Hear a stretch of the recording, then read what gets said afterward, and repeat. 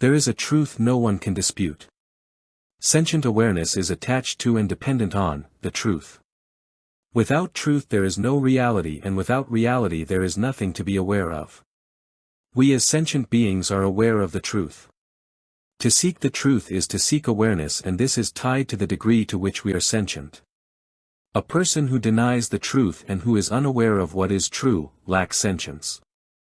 As we become more sentient, we mature. There is, however, two kinds of maturity. There is the physical maturity we are all aware of, but there is also spiritual maturity, and not all of us are aware of this or achieve it. We all mature physically. We do not all mature spiritually. We do not all acquire an awareness of the truth. But bringing people to spiritual maturity, and therefore into an advanced state of consciousness, is a task all Christians are pledged to. There ought to be a universal desire for sentience. But there is not.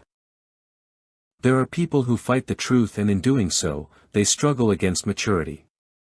There is a reason for this. The child is cared for by parents and to some degree, the community or church. Not everyone is ready to be responsible for themselves and others.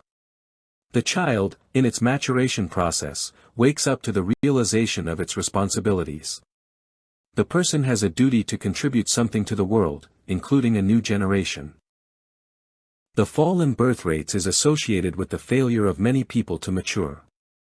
The desire of the left to create unity or remove division is based on the desire to mimic Christian brotherhood, but without the substance. The unity of the left is symbolic and ideological, not substantive, therefore, it is prone to what it fights against.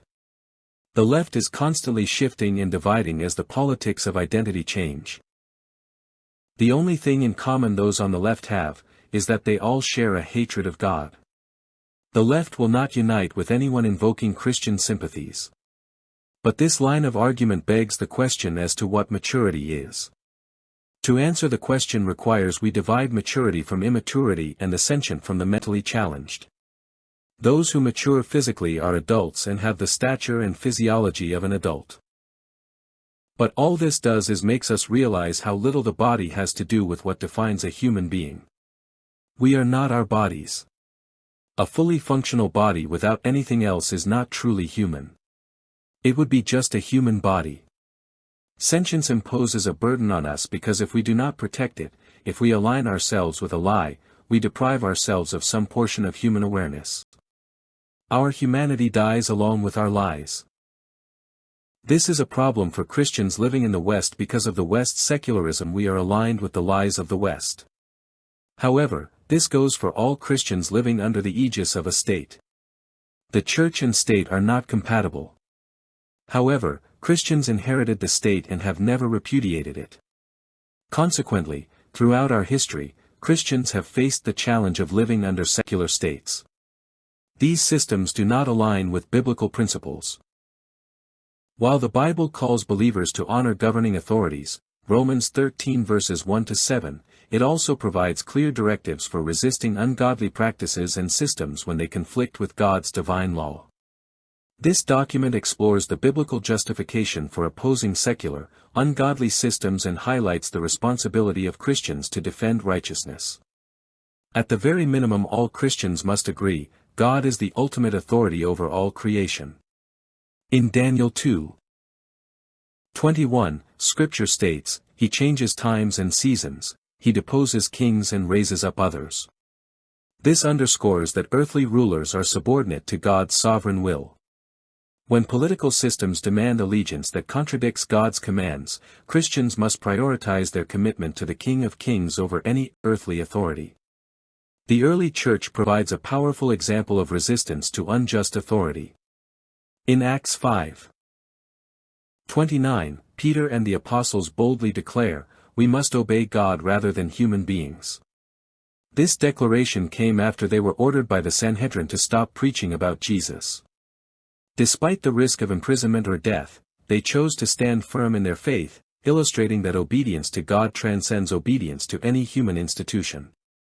This principle is further supported by the actions of Daniel in the Old Testament.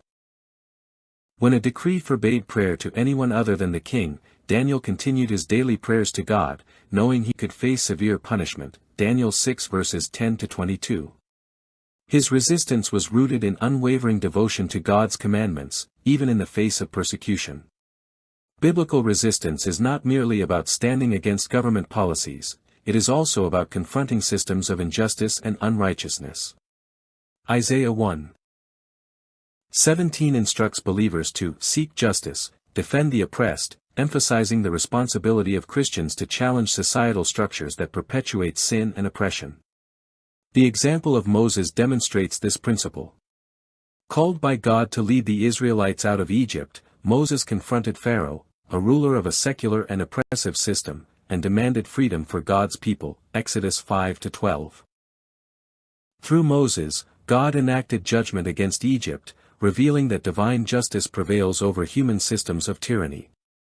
Civil disobedience becomes a biblical imperative when compliance with secular laws would lead to sin. The Hebrew midwives in Exodus 1 disobeyed Pharaoh's orders to kill male Hebrew infants, fearing God more than the king. Their faithful resistance preserved the lives of countless children and earned God's favor. Exodus 1 verses 15 to 21. Similarly, Shadrach, Meshach, and Abednego refused to bow to Nebuchadnezzar's golden image, choosing instead to face the fiery furnace. Daniel 3 verses 16 to 18. Their unwavering faith serves as a testament to the importance of resisting idolatry and remaining steadfast in worshiping the one true God. In Matthew 5 verses 13 to 16, Jesus calls his followers to be salt and light in the world, preserving moral integrity and illuminating the path to righteousness. This mandate compels Christians to resist secular systems that promote darkness and corruption. By standing against ungodly practices, believers embody Christ's transformative presence in the world. Resistance does not always take the form of confrontation, it can also involve acts of love and service that expose the moral failings of secular systems. The civil rights movement, led by figures such as Martin Luther King Jr., exemplifies this approach, using peaceful protest and biblical principles to challenge systemic injustice. Opposing secular, ungodly systems often comes at great personal cost. Jesus warned his followers of persecution, saying, "If the world hates you, keep in mind that it hated me first." John 15 verse 18. Yet, he also provides assurance. Blessed are those who are persecuted because of righteousness, for theirs is the kingdom of heaven. Matthew 5 verse 10. Christians are called to persevere, trusting that their resistance aligns with God's eternal purposes. Hebrews 12 verses 1-2 encourages believers to run with perseverance the race marked out for us, fixing our eyes on Jesus.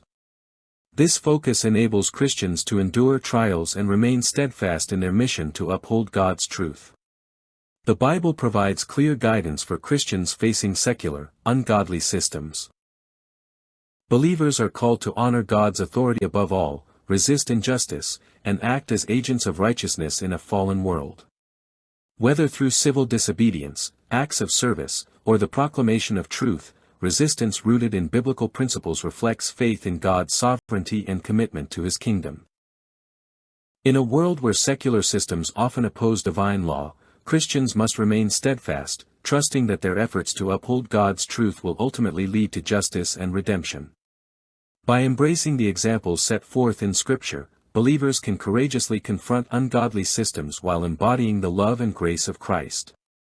The discerning Christians will come to the understanding that church and state are not compatible.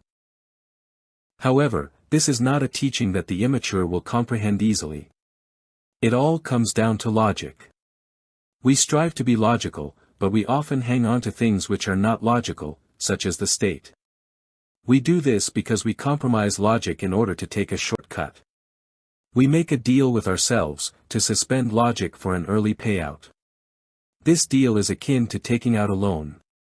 We borrow against our future thinking or hoping the immediate gratification will justify the loss of future benefits.